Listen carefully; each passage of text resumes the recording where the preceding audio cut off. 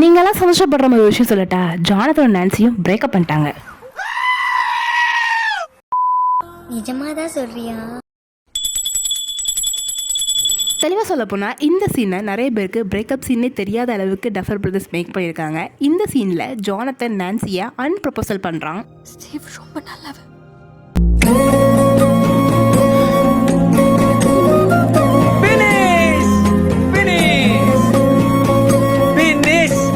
இதெல்லாம் ஒரு சீனா? இப்படிலாம் சொன்னால் எப்படி பிரேக்கப்னு சொல்லி அக்செப்ட் பண்ணுறது அப்படி சொல்லி யோசிக்கிறீங்களா? அப்போ இந்த சீனை பாருங்கள்.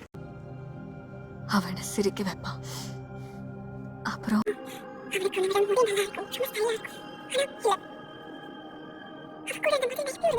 அதாவது நான்சி ஜானத்தன் கிட்ட இன்டெரக்டா இல்லை டேரெக்டாகவே எனக்கு ஸ்டீவ் பிடிக்கும்பா அப்படின்னு சொல்லிட்டா. இதான் சாக்குன்னு சொல்லிட்டு ஜானத்தன் உனக்காக நான் ஒரு ரிங் வாங்கி வச்சு 2 நாளாக என் பாக்கெட்லேயே சுற்றிட்டு இருக்கேன், அதை சொல்ல வேண்டிய டைம் இதான்னு சொல்லிட்டு இவளை வந்து என்னை கல்யாணம் பண்ணிக்காமல் இருக்கிறியா நான்சி அப்படின்னு சொல்லிட்டு அன்ப்ரப்போசல் பண்ணுறான்.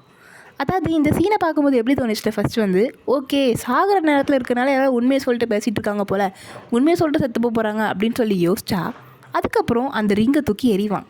அப்போ தான் லைட்டாக டவுட் வருது, மேபி இது பிரேக்கப் சீனாக இருக்கலாமோன்னு. உங்களுக்கு அப்படி தோணிச்சா? பண்ணிக்காம இருக்கியா? ஏத்துக்கிறியா? நான் ஏத்துக்கிறேன். சீரியஸில் எல்லாரும் ஒரு தியரி சொன்னால் ஏற்றுக்கிறீங்க, நானும் சொல்லுவேன். இதுதான் என் தியரி. எப்படி